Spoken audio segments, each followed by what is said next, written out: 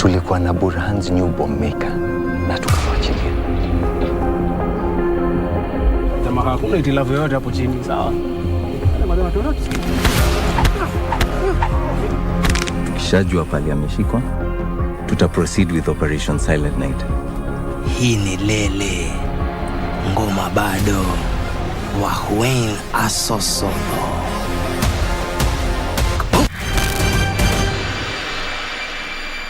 Kupata kumpenda mtu kama sikiza tune kwenye simu yako, bonyeza *812*501#.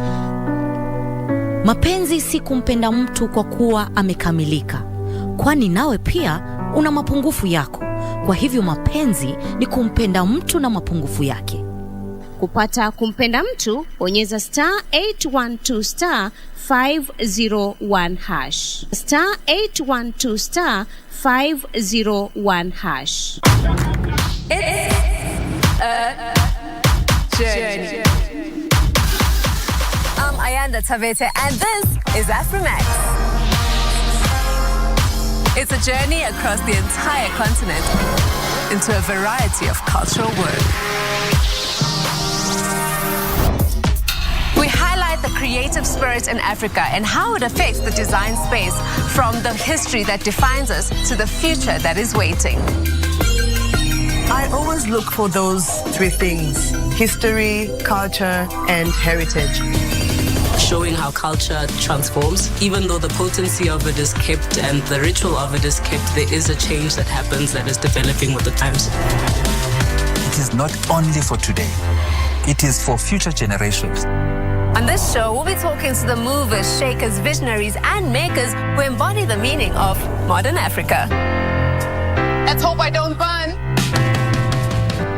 We get to the heart of African design philosophy to find out what makes creatives tick, with designers who are breaking boundaries and making waves internationally. We'll reveal that secret. What inspires them and what traditional influences are being brought into the modern age. We endeavor to tell stories of African culture so that they're not forgotten, because we don't write things normally. With what we do here at the Urban Native, we're really just trying to preserve what we can the way that we can. Combining different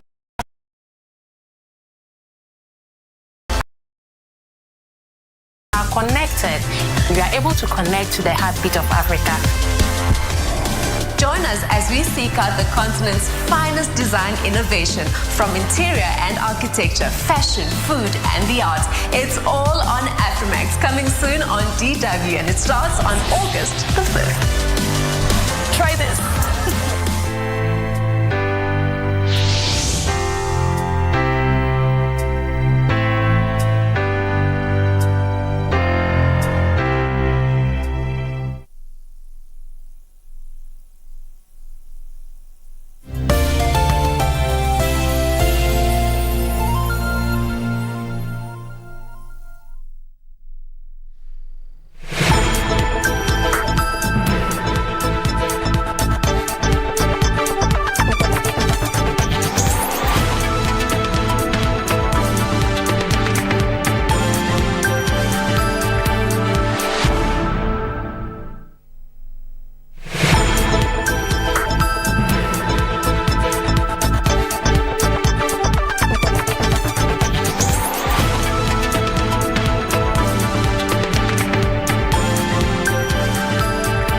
From wherever you're watching us in Kenya and around the world, this is the Legends Edition, coming to you live from Broadcasting House, Nairobi, Kenya.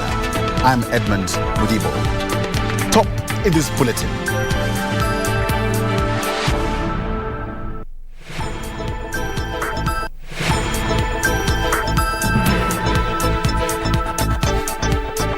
Katika siasa zetu hawataki ubaguzi katika siasa zetu, na hawataki chuki kwa siasa zetu.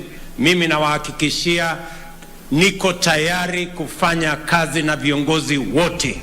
President William Ruto rallies politicians to serve all Kenyans regardless of their political affiliation. Bandits raid Kanyuka village in Laikipia, killing one person and injuring two others. Veteran broadcaster Catherine Kasavuli is laid to rest at her Zululu village in Vihiga.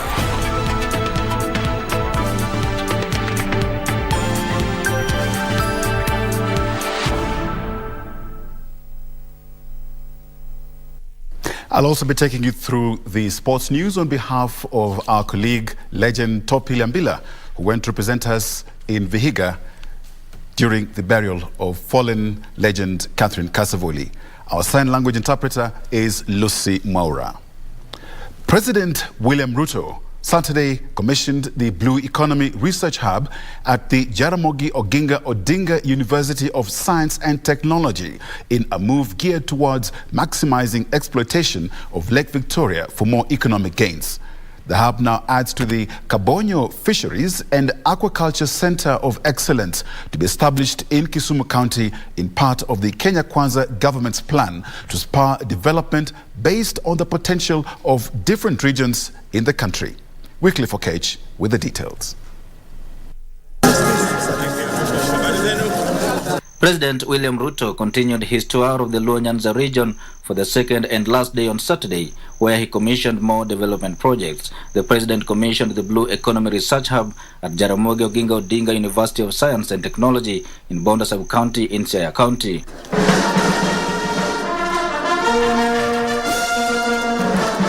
He then held a closed-door meeting with the Siaya County leadership before addressing a gathering at Odao Primary School in Central Sakwa, still in Bondo Sub-County. He told farmers to take advantage of the ongoing registration of farmers for the purposes of farm inputs distribution in readiness for the forthcoming long rains. Hii Siaya ni mahali ya kuzalisha chakula. Hatutaki mtu Siaya alale njaa, hatutaki mtu Kenya alale njaa, na tuko na uwezo wa kuzalisha chakula. Sisi tutawasaidia tractor, tutawasaidia mbolea, tutawasaidia mbegu. Ile kazi imebaki ni yenu, kuzalisha chakula ndio tuweze kuondoa njaa. Tumenunua matractors, tunataka watu walime. Tunataka watu walime. Na president amesema ametuongezea tractors 20. Sasa hizo tractors 20 10 tutalete hapa Bondo, zingine zitaenda sehemu zingine. Huyu hasana fadi mumepata mnakopa kidogo iongezwe ikuwe mingi kidogo, si hapa amesikia.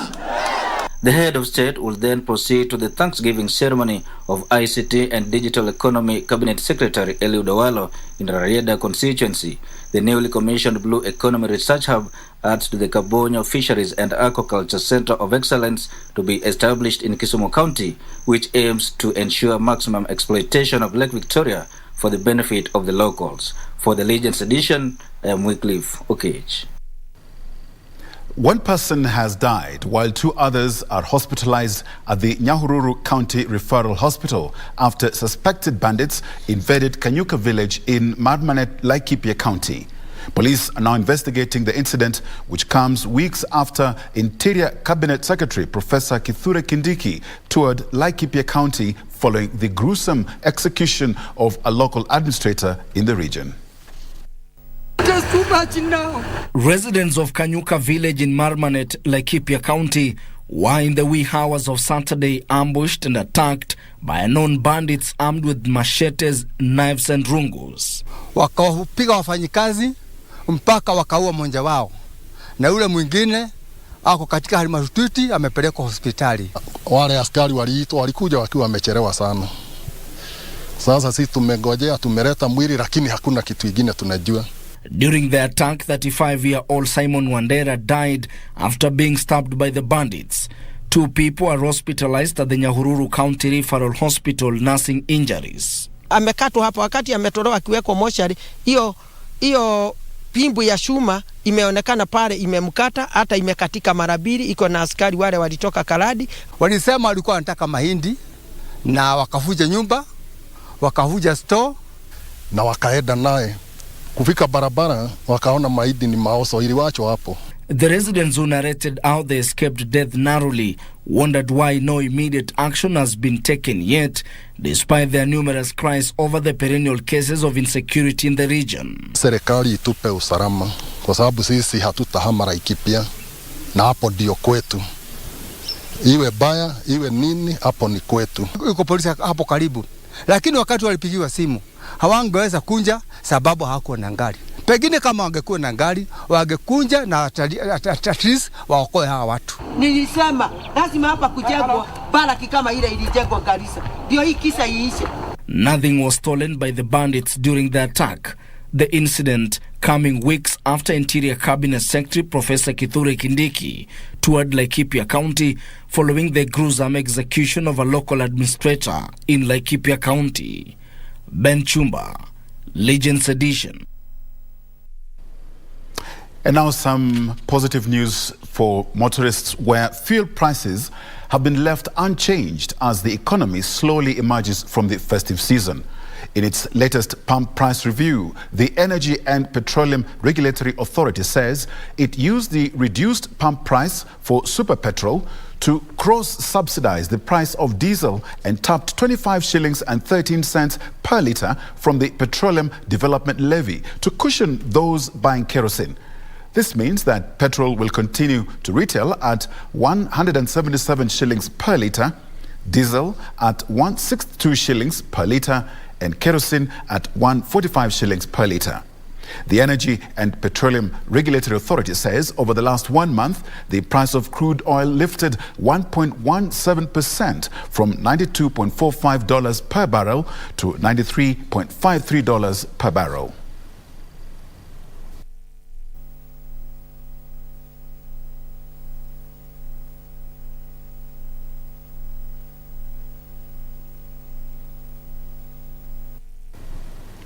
Celebrated journalist Catherine Kasavuli has been laid to rest at her father's home in Zululu, Vihiga County. The veteran newscaster who succumbed to cancer on the 29th of December last year has been eulogized as a national treasure who left an indelible mark in the media industry. Kenyans have bid goodbye to one of the country's broadcasting pioneers. Catherine Kiza Kasavuli, or the girl from Zululu, has been laid to rest at her father's home in Hamisi constituency, Vihiga County. The veteran newscaster passed away on 29th December 2022, closing one of the most storied chapters in Kenya's media industry. In life, Catherine was considered the yardstick of good journalism, a mentor of established and budding journalists alike. Na nasema mama ameweka mwangaza katika Vihiga kwa mfano ambao watu wengi hawangedhani. Her death renewed calls for a spirited fight against cancer, one of the leading killer diseases in the country. This is much more than ever before to give us a clarion call that we must immediately and urgently roll out affordable universal health care. Cancer is a slow, painful, and expensive killer. Before making a name for herself on television, Catherine Kasavuli cut a niche in radio journalism when she landed a job at The Voice of Kenya. She would end up shaping the careers of thousands of journalists with her authoritative delivery of the news. Watu wa Maragoli mmefanya kazi nzuri ya kulea mtoto ambaye amekuwa ni shujaa. Her return to the Kenya Broadcasting Corporation, though short-lived, was impactful on her colleagues. She taught us how to dress. She used to tell us to dress well, and we will miss her. Na poleni sana kwa familia. KBC Acting Managing Director Samuel Maina said Catherine's contribution to the media industry was immense. She created the path for women television anchors in this country. Mpende musipende. The sun has set on a media icon. To many, Catherine was the hallmark of TV news anchoring. But to her family, she was Kiza, the girl from Zululu, the one who dared to dream. For Channel 1 News in Vihiga County, I am Edward Kabasa. Indeed, a legend may have rested, but her memory lives on. Stand by for tributes coming to you on Catherine Kasavuli, what she meant to her family, her colleagues at the end of this bulletin. Our loss here on earth is heaven's gain, because we know there's a newscaster in heaven with Catherine there. President William Ruto has appointed an 8-member selection panel to select a nominee for appointment as a member of the National Gender and Equality Commission. The appointment of the selection panel that will recruit a replacement of former Commissioner Priscilla Nyokabi comes barely 6 months after a similar panel appointed by former President Uhuru Kenyatta shortlisted and interviewed 13 candidates for the position. The head of state has also appointed a 7-member selection panel to select a nominee for appointment as a member of the National Police Service Commission. President William Ruto has, through a Gazette notice dated 13th January 2023, appointed 2 selection panels that will recruit nominees for replacement of commissioners who left the National Police Service Commission and the National Gender Equality Commission. This selection panel for the National Police Service Commission includes Arthur Osia, Joyce Nyabuti, Gilbert Chabari Motembei, Monica Moiro, Raymond Sangsang, Joyce Motinda and Betty Michuki. This 7-member panel that will be domiciled at the Public Service Commission will advertise and conduct interviews for the position left vacant by Naftali Rono, who returned to the National Intelligence Service. This election panel for the National Gender Equality Commission includes Mary Kimonye, Ruben Chilchir, Oscar Eredi, Alice Wagodhi, Mary Muyandi, Stephen Oundo, Mucha Mlengo, and Michael Munene. The 8-member selection panel will recruit suitable nominees to fill the position left vacant by Priscilla Nyokabi, who resigned last year to contest for Nyeri senatorial seat. The appointment of the selection panel for the nominees for National Gender Equality Commission comes barely 6 months after a similar panel appointed by former President Uhuru Kenyatta shortlisted and interviewed 13 candidates for the position. Well, it's 1:15 and it's time to take our first break, but don't go too far because we've got much more news coming to you after this break. Stay with us.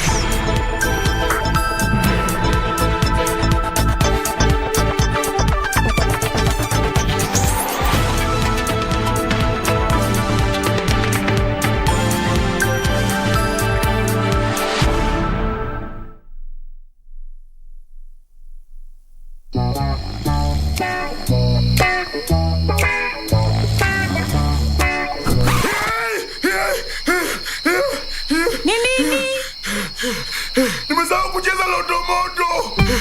Usisahau kucheza Loto Moto. Shinda milioni 2 kila siku kwenye M-Pesa. Chagua lipa na M-Pesa. Paybill number 757070. Account number andika neno Loto. Kisha weka star na nambari yako ya simu. Weka kiwango chochote cha pesa kuanzia shilingi 50 hadi 2000. Aulali. Lipa kisha subiri draw. Welala. Nitakutimizia ndoto zako. Milioni 2 usiamini. Ujumbe huu umeidhinishwa na BCLB. Maisha ni mafupi, hivyo si vyema kumaliza muda mwingi katika malumbano. Hesabu baraka zako, wathamini rafiki zako na tabasamu ili udumishe amani. Kupata maisha, bonyeza *811 *816 hash. *811 *816 hash.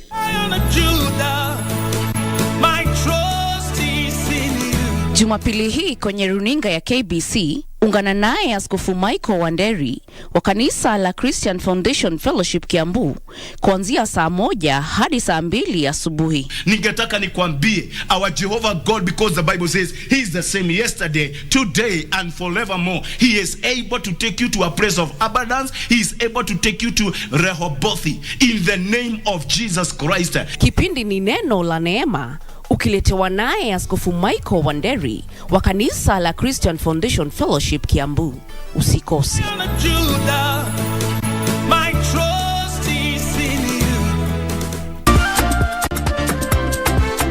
This is the chance of a lifetime. Beige team.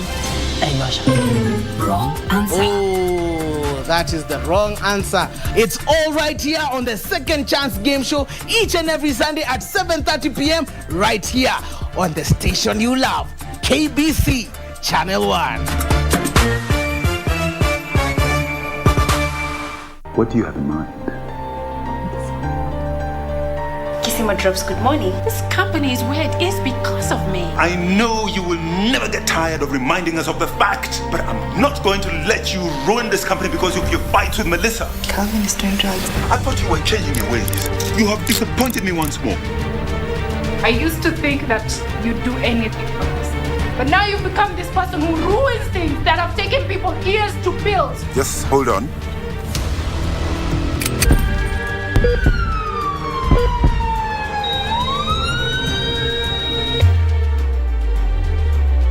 Roger. Istanbul kutoka kwa hii kampuni.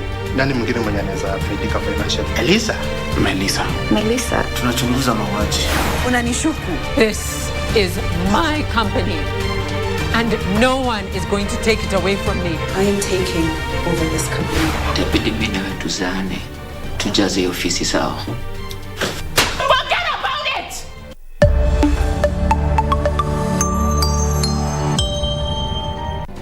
Do you have a news story to share with KBC? Get in touch swiftly on email news@kbc.co.ke or call 0723-892-654 or 0734-780-124.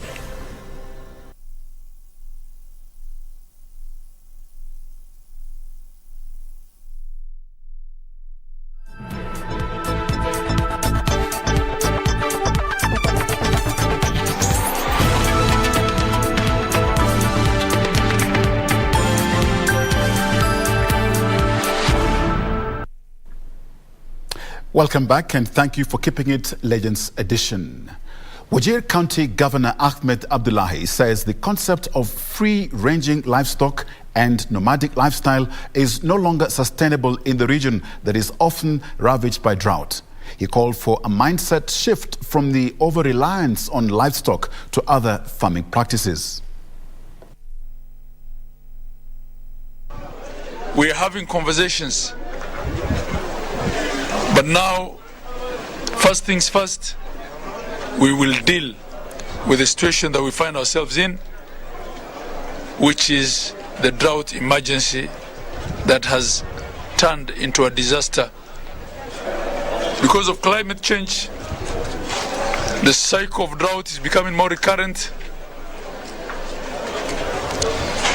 We need now to definitely think outside the box. The concept of free ranching, nomadic pastoralism is no longer sustainable, seeing what we've seen.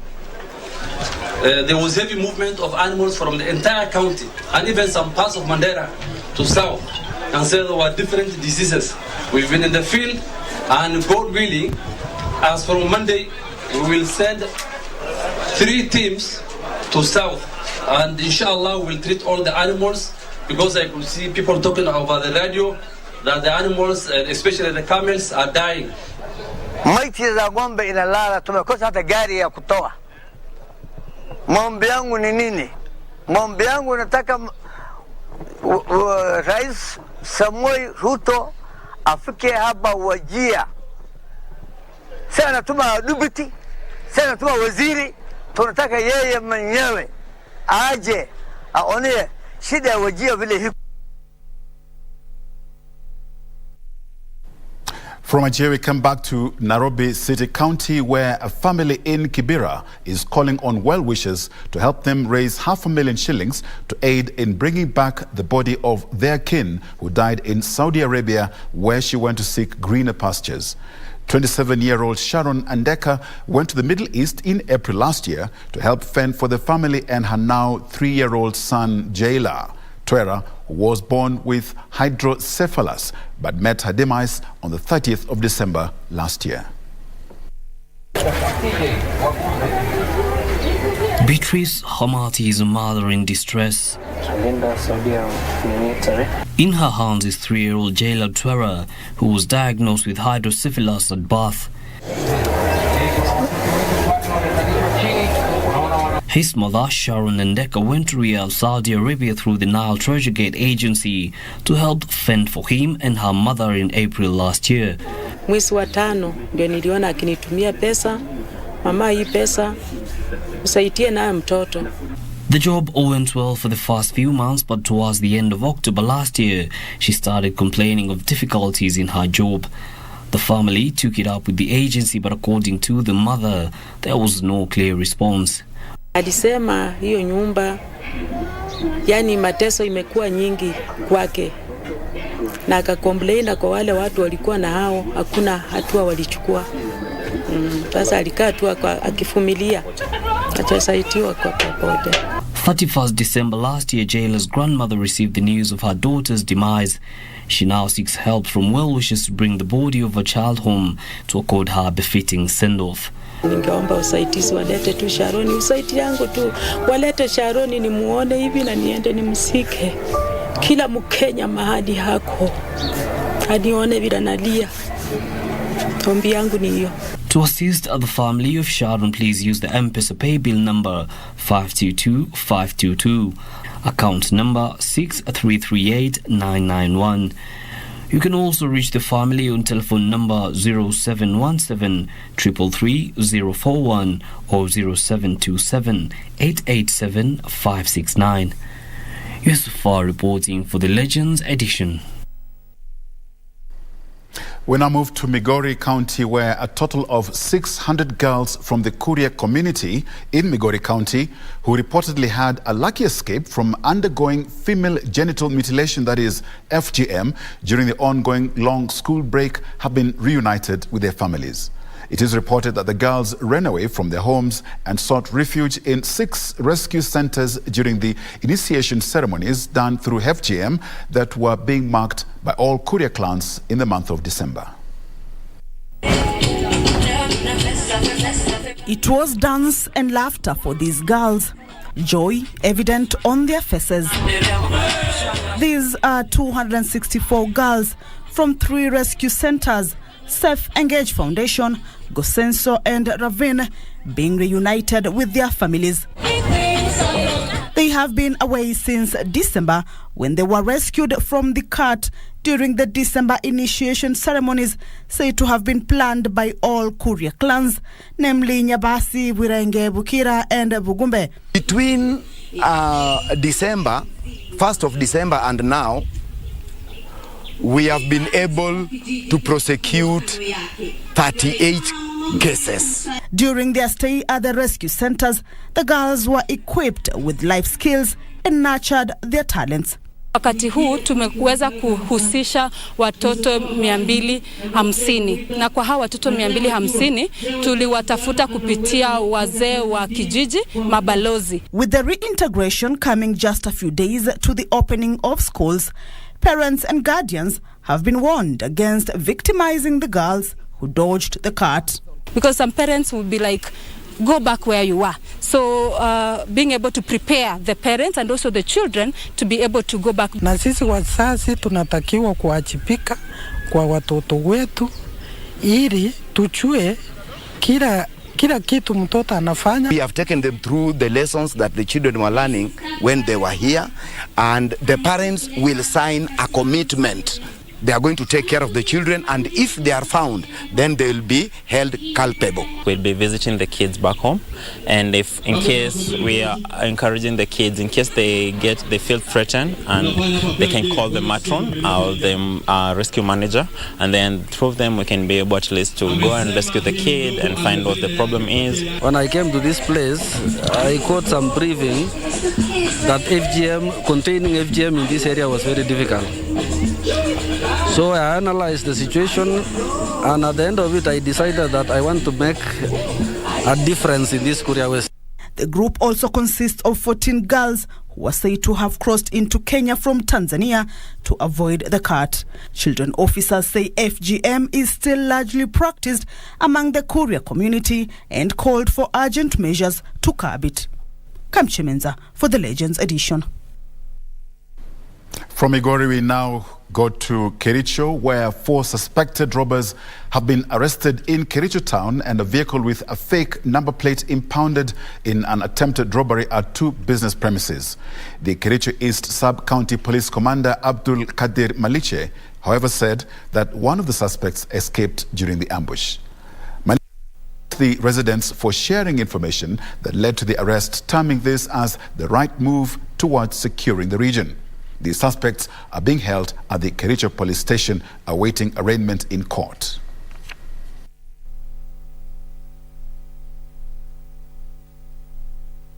After the research, also we recovered some other number plates inside that vehicle, which we believe that these criminals, after accomplishing their missions, while on the run, maybe they are going to change several number plates on the way until up to their destinations. I make sure, and I'll make sure that the Kericho will be a safe place for everyone. We cannot entertain such kind of criminal elements to cause insecurity in this area. They should look for elsewhere, not Kericho.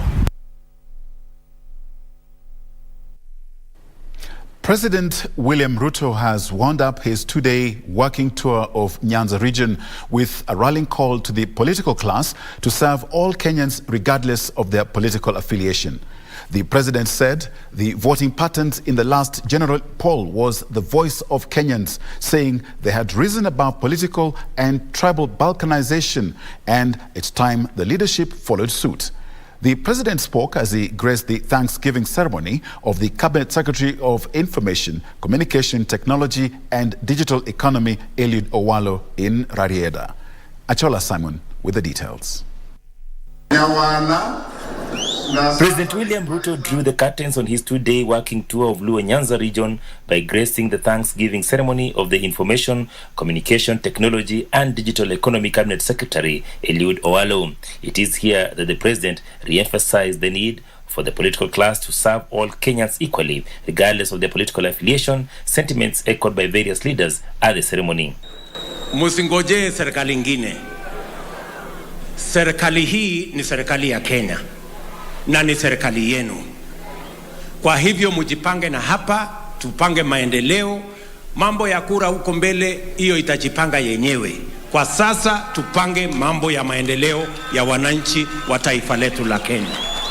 The president insisted that the voting patterns in the last general poll indicated that Kenyans had risen above tribal cocoons and it was time leaders took note. Muwache kugawanya nchi yetu. Wakenya walipiga kura na wakaondoa mipaka yote ya siasa na mipaka yote ya ukabila. That is why Agwambo alipata kura karibu 25% huko kwetu. Alipata kura 20% huko Central Province. Nyinyi peke yenu ndio amuko tupanga vizuri hapa. Lakini mimi nilipata kura 25% in 39 counties of the Republic of Kenya. Meaning that the people of Kenya want us to work together in a united, focused manner. The president will also lash out at media for what he called divisive headlines that tend to put the country on the tribal and political edge. Please, don't be the agents of balkanizing the country. I cannot storm any part of the Republic of Kenya. And no part of the Republic of Kenya belongs to this person or that person or this community or the other community. Please, I want to ask the media of our great republic to be responsible in what they do.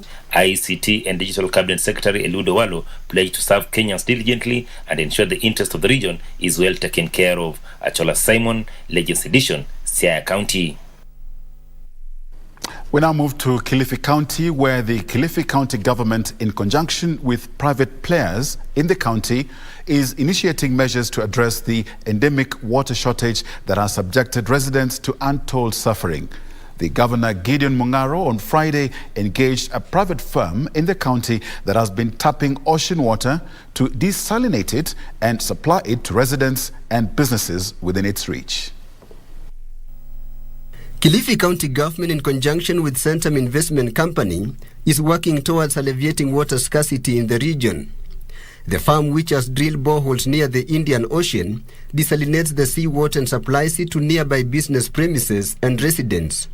Though the water cannot be used for irrigation, residents can use it for drinking and other household needs. In a day, the plant supplies 1.5 million liters of water. There are boreholes near the sea, and then they pump water, they desalinate and get fresh water. And these are 3 million liter water tank. In Kiambu, county traders at Kangangi Market are up in arms over what they termed as unexplained arrears demand by the county government. The traders say the arrears have been issued despite several waivers and receipts showing the settlement of payment owed to the county since 2018. A market official, Josephat Wanjoi, said most of the traders are elderly women who promptly paid between 250 and 300 shillings for market space monthly. Ombi langu ni kwa watu ama wafanyi biashara wa soko ya Kiambu. Najua gavana wetu amesikia hii ripoti na ni mtu wa kusikiza. Kwa hivyo nawaomba mtulie, tuache vita na tunajua gavana atakubali kuongea na sisi. Elsewhere, women in Migori County have benefited from a 2.4 million shillings water harvesting national project through a partnership by the Women Enterprise Fund, Maendeleo ya Wanawake and Equity Bank. Migori County Commissioner Benson Karani said the water tanks will be of great help to the beneficiaries. Access to safe water for drinking and use in our homes still remains a challenge, and this is what we are trying to solve so that we can free our women. Once they access water, they will be able to participate in other economic activities that can assist us build their families, build the community, and the nation at large. Meanwhile, Bomet Governor Professor Hilary Barchok has urged residents of the county to turn up in their numbers during an interdenominational prayer service that the head of state will grace tomorrow. He urged leaders to keep off politics and use the opportunity to highlight issues affecting residents. Kesho ni siku ya maombi, sio siku ya siasa. Ngawa pengine tutapata nafasi kidogo ya kuongea, hatutaongea mengi ya maendeleo because we have a structured way ya kufikia president kuongea. Tumekuwa na hii State House, tukaongea mambo yetu ya Bomet. Kule Nairobi pia tulienda kule Eldoret tukaongea mambo ya maendeleo. Elsewhere, truck drivers plying along the northern corridor have declared delay at the Malaba border point. They say they have had to spend over 3 days with no explanation offered by the authorities. They urge the government to intervene. Kwa serikali bwana tusaidie bwana Murkomen bwana. Tunaumia hapa. Ongea na wenzako wa Uganda huko atusaidie. Tusikae sana. Kama Mombasa tunatoka Mombasa tunakuja na siku 2. Kufika hapa unakaa siku 4.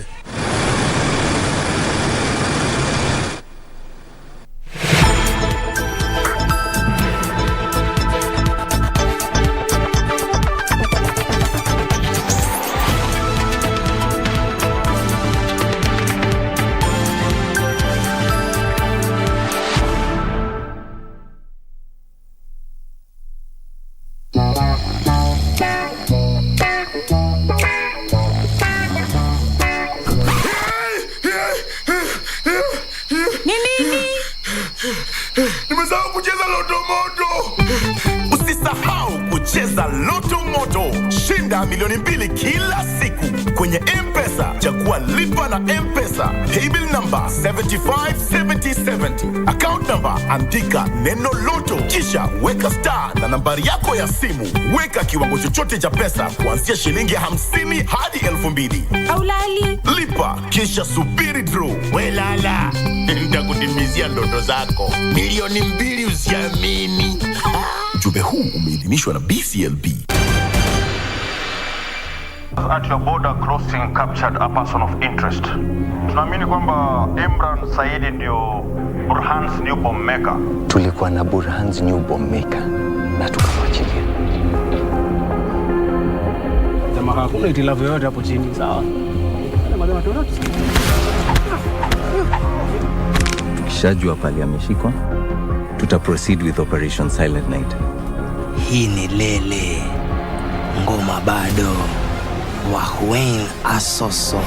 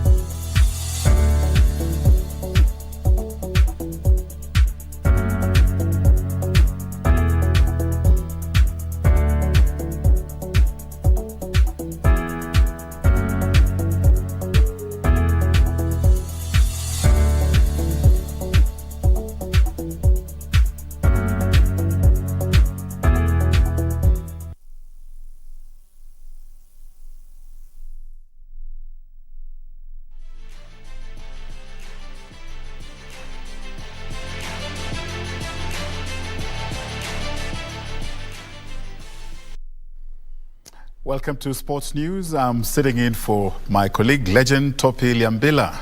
And in football, hosts Sofapaka lost by 1-2 to Nairobi City Stars in a closely contested FKF Premier League match played at the Nyayo National Stadium. In other matches, league leaders Tusker FC drew 0-0 with Nzoia Sugar. Gor Mahia humbled Kakamega Homeboys 1-0, while Wazito FC saw off AFC Leopards 2-1.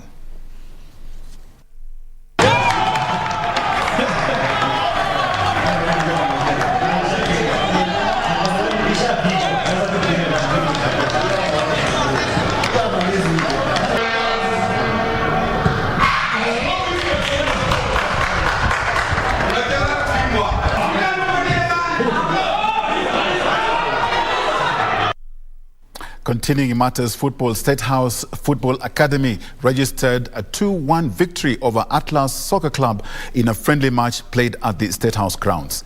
The friendly was part of a football clinic where over 200 upcoming footballers in both boys and girls of different age groups were taken through the basics of football.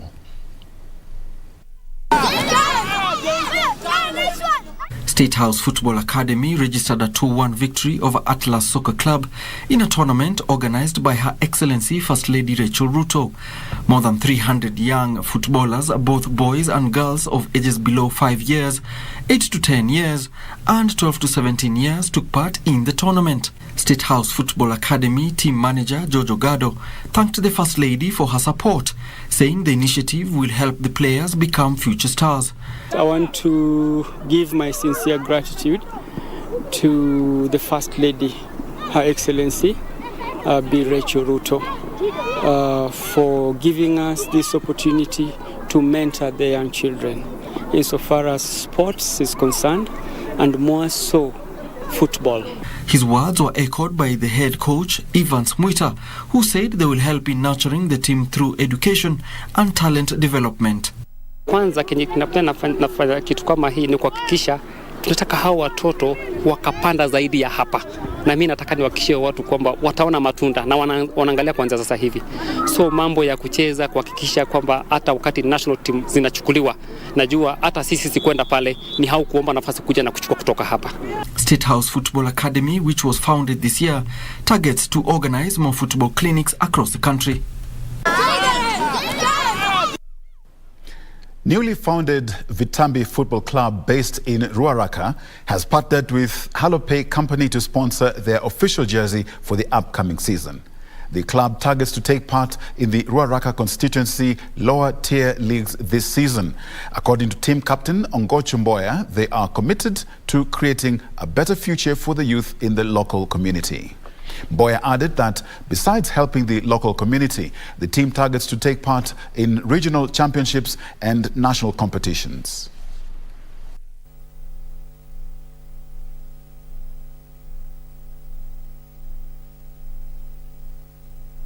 Alope wametusaidia kufocus na football pale mashinani because without support pale mashinani talent mob inapotea. Unapata vijana wanapotelea kwa drugs. We basically wanted to support Vitambi FC since I've seen them grow from quite some time. We want to do this for the communities around where Halopay is based. This start will help us to ensure that we don't miss games and we travel far and wide. Nairobi City Gashuku Karate training kicked off Saturday at Mukuru Community Center Primary School. The training targets to prepare players ahead of the National and Nairobi Open Championship set to begin on the 11th of February.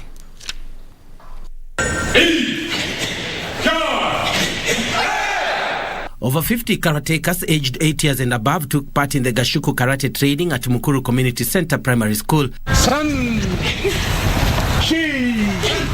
Under the watchful eye of Coach David Okomo, the youngsters were taken through the basics of karate and different techniques. We are appealing to the government and the county government to give us full support. As you know, we are trying to promote the youths from the street all over unemployed so they can come out from crime and become Kenyan citizens who are disciplined.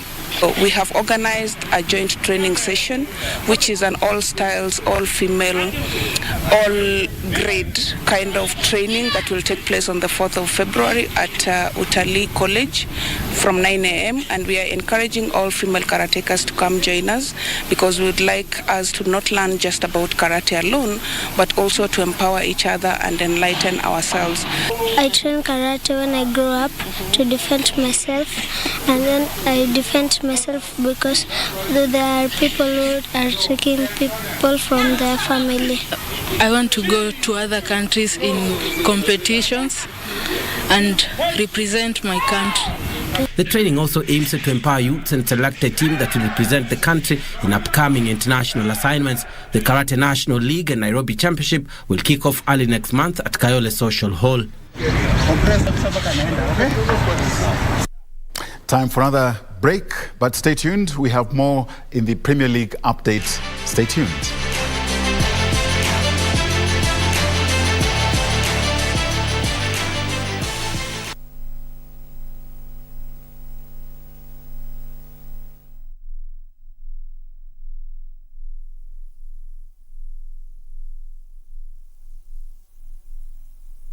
Kiswahili kitukuzwe.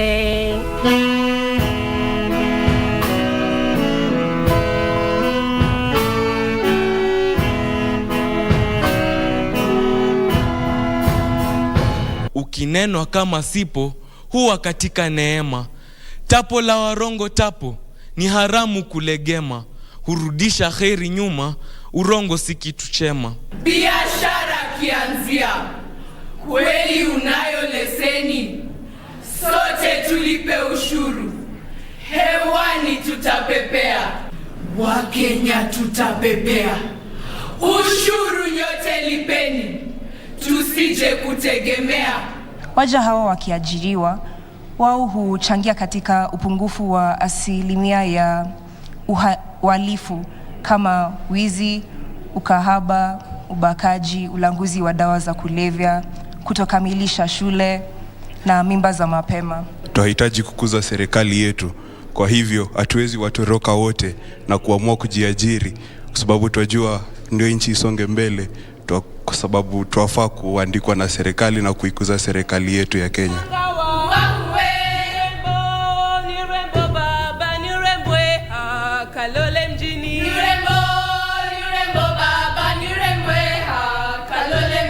Kiswahili kitukuzwe, kwani lugha ya just demanding that this peasant explain to me why he was spying on you in your bedroom. Hey, I wasn't spying. And there's no reason why I should explain myself to a mannequin like you. Hey, you have to respect me. Enough. What you're asking me, what is going on, Dad? I'll be more direct than Fabiola. Explain to me what you were doing outside our house, kissing the veterinarian. Did you come here while I wasn't here? Not at all, my dear. There's no reason for me to. Oh, wait. What's the matter? Is something stolen? Is something missing? Nothing's missing. The reason I asked is for curiosity. But it's your own mistake. Because when a woman realizes she can play with another person, it's not her fault. It's just the fault of a man. Tell me why last night you lied to your boyfriend about me. Why didn't you tell him what I was doing in your bedroom? What do you have in mind? Kissima Drops, good morning. This company is where it is because of me. I know you will never get tired of reminding us of the fact, but I'm not going to let you ruin this company because of your fights with Melissa. Calvin is doing drugs. I thought you were changing your ways. You have disappointed me once more. I used to think that you'd do anything for us. But now you've become this person who ruins things that have taken people years to build. Just hold on.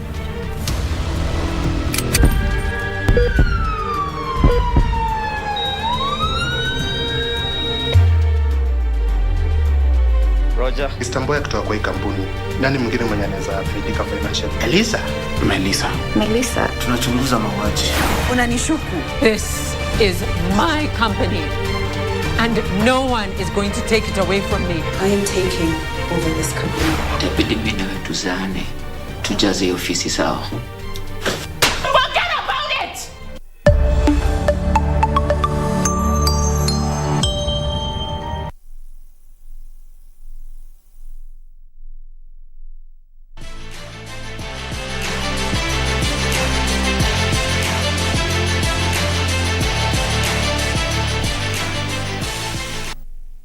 We now cross over to the English Premier League, where Manchester United staged a stunning late turnaround to come from behind and beat Manchester City 2-1 in a dramatic derby at Old Trafford. City looked to be closing the gap on the Premier League leaders Arsenal after substitute Jack Grealish headed them in front from Kevin De Bruyne's cross on the hour.